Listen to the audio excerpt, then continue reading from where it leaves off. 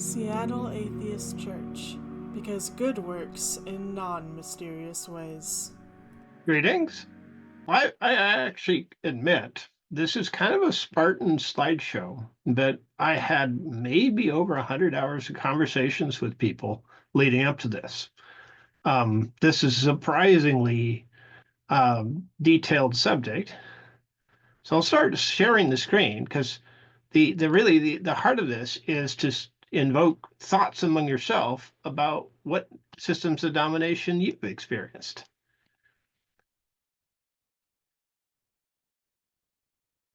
Okay, everyone see that? Okay. And I'm just going to start with the simplest, oldest system of domination on the planet. And I had to choose from many depictions of this, but I thought this one was good because it was the simplest. You got a pharaoh at the top, you've got farmers and slaves at the bottom. And you say, what is the whole story of Exodus about? It's about escaping this system. Well, that's only one flavor of it, because during the times, if you had a great pharaoh and a good system of government, people supported it. It's only when you had a bad pharaoh and a bad dynamic, or you had a famine and the slaves are saying you're expendable. And and so you always have this tension between a good system of domination and a bad system of domination. Now, back in the midst of time, the pharaohs and the government control the harvest. Very rarely did they have a famine in the Nile Valley in Egypt, but they did have invaders from the outside, and so it's a much more mercurial story about why a particular group, the Christian, the Muslim tradition, the Jewish tradition, all said, "Hey, this is a terrible thing." I stumbled into another conversation that a system of domination consolidates the decisions at the top, and it's a really terrible way of running a government. If you look around at the governments of the world that have a strongman at the top, they're very poorly run. And so while the pharaoh could really just focus on building monuments, it worked, but even the name Pharaoh did not come from Egypt. It's a foreign name.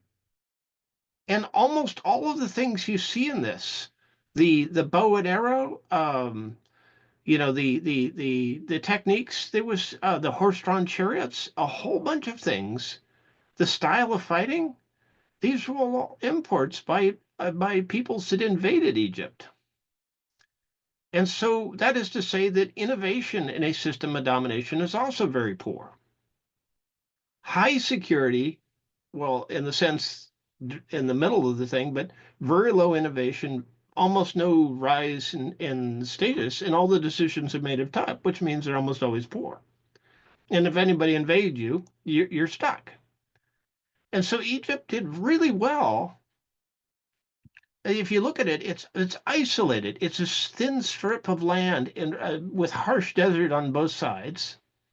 And as long as people couldn't invade Egypt in numbers, it was safe. It was a paradise, or at least it was a self-contained thing. And yeah, we have amazing stone, we have sculptures, they had high fashion, but they had very almost no innovation. Almost all the things invented came from the outside. And so I say you can apply that pyramid-shaped thinking only so far. You have to be critical about what's different. So I'll start with the first one, is that you move into the feudal era, and the feudal era was not a stable one. They really had to focus on the military. And what you see in this is that unlike the Egyptian society that had a lot of craftspeople, it had a lot of priests, it had a lot of temples, the knights make a very large role in the feudal period. And although the king was kind of the leader of the military, because if you weren't that, you were fighting with somebody. And The feudal era, again, was none where they kind of squelched innovation. If you're focused on war, I mean, there was a lot of military innovation, but there was very, very little on the peasant levels. And you get these very complicated dynamics, and it describes it very well. In exchange for, again, the heart of a system of domination is its loyalty is what endears you to the top. And we contrast that with our democratic capitalist society. It's about your qualifications that should endear you to the top. It is your popular support in a wider sense. We have elections. They just said, no, you rise to the king because we think, we're loyal to you and your family. I mean, so you say, is this pyramid different than the one from Egypt, or is it the same? And there's subtle differences in each one, but the thinking is the same. It's a strong person at the top. And whatever you're into that, the reason for that strong person at the top is almost always a military one. You're looking to dominate. You're to force order on something. And almost always the church or the priests, whether they're in ancient Egypt or now, are to justify the system, to say, the king is blessed by God or the divine. Pretty simple formula. But then you get into companies. In the modern world, the closest analogy I can find to that same pyramidal structure, and I just picked this, it was an org chart on the thing, and it's probably a French one. It's the same. I worked at Microsoft and I met many of the people at the higher ranks. And to say that that isn't like a feudal kingdom would be kind of an exaggeration. And you have the same dynamics. Now that's enforced because running a company and dealing with investors and various other things require this kind of structure in order to work. And so you kind of stuck in the middle. It is what it is. The Soviet Union tried to break up company organizations to flatten it out. So you had lots of workers and very few leaders. And that was very inefficient as well. So if you're too management heavy, you get one system of domination. If you are too management light, you get another problem. And so you're like a lot of things in human nature, you have to find the best balance in the middle. You know, it's not just a black and white thing. If you look at cities, this one took a while for me to kind of rationalize, but cities kind of have that same pyramid-like function. The closer you are to Dallas, and I love Dallas because it's like a bullseye. You can really, really see it. If you look at the cities in the Puget Sound, we're on these thin strips of land, and you get a similar effect wherever you go. The closer you were to Dallas, the better the services are, the higher the value. Not absolute, but very, very high correlation. And so, whether we like it or not, we walked back when we built our big cities. We walked backwards into a system of domination without really realizing it. And so, this is where you really say the number of people that can really see what a system of domination is and the strength and the weaknesses, and when you have a good system, when you have a bad system, when it's out of balance or it's causing harm. You have to look at cities, and cities have become these very toxic thing to societies because it was all about a bullseye. The closer you were to Dallas, the higher your appreciation and the worse your quality of life was. You look at historically, these cities were a very small percentage of a society. And now I think the last number is 80% of people live in cities, metro areas. And,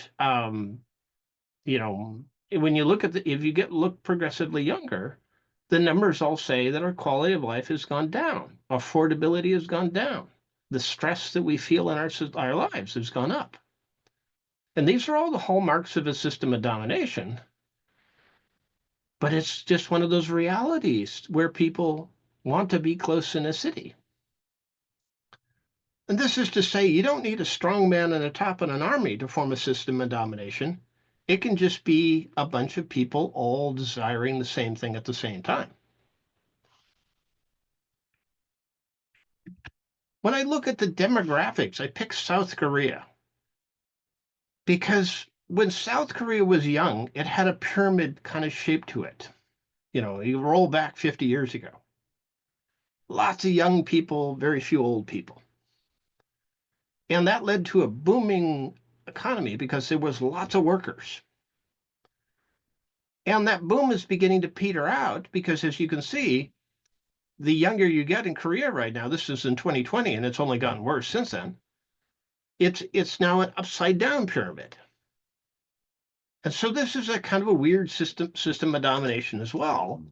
That when you had very few old people and lots of kids, again, there's lots of support. If everybody has kids, everybody sets up a lot of support for having kids. When there's very few kids, it gets harder because very few people do that. It becomes very expensive. And so these effects essentially switched around. And now if you're a young person in Korea, you're saying, how am I going to pay enough taxes to support all these people when they retire? And mathematically, they can't. And say, well, how am I going to balance my old parents against having my own family? And that's going to get harder and harder.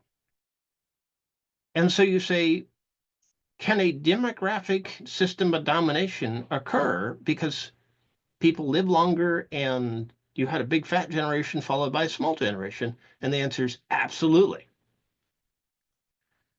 In some ways, this is a worse system of domination than a strong man at the top. I mean, it really, I had to say, is this a worse version? Because I go back to Dallas and, we built these cities. And I really kind of say, what is the stress in our society? I grew up in inner city Oakland. I watched how that affected people. And I said, gee, well, if I was in a society where every fifth person got killed, I'd say that's horrible. Yet I experienced that in Oakland. I lost, over 20% of my classmates in my high school class. And it was just tough in the city. It's hard. If I look at oil, oh wow, there's a system of domination. Because if you look at the trajectory of oil is like an arc, just like you look at South Korea. South Korea had really good years when it had a bulge of workers and they were young down here. But, 30 years later, you don't. Now you got the upside down problem. And if you look at oil and all these countries, including Mexico, that they depend so much on oil to make their societies work. And what's going to happen when the world electrifies? Because the world is going to electrify because it's cheaper. And it's going to electrify because, well, we got a climate problem. And who wants to be dependent on a lot of unstable countries in the Middle East? And so I looked at all these countries and all their revenue that they get from oil, and I say, oh my gosh, that's a system of domination. You've got oil at the top, and you got all these people that depend on it, but when it falls, it'll take them all out. I mean, you're just talking about a wipeout in these nations. It really surprised me how many of them there were. I mean, you got countries like Norway in here. And again, Norway is doing this thing where they're saving up a lot of money. You say, well, how well does that work in history? And last, I just simply say, I wanted something that is both optimistic and menacing at the same time.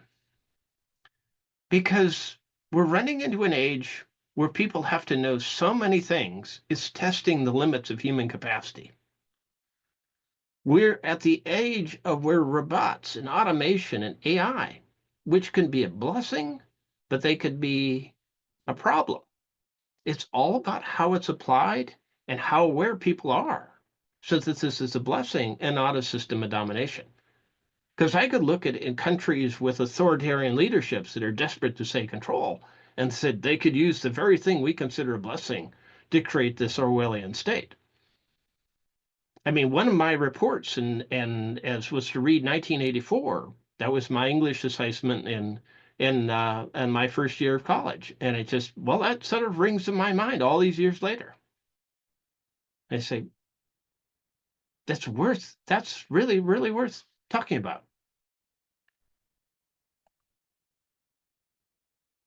So I'm going to stop there and say, does anybody have any questions?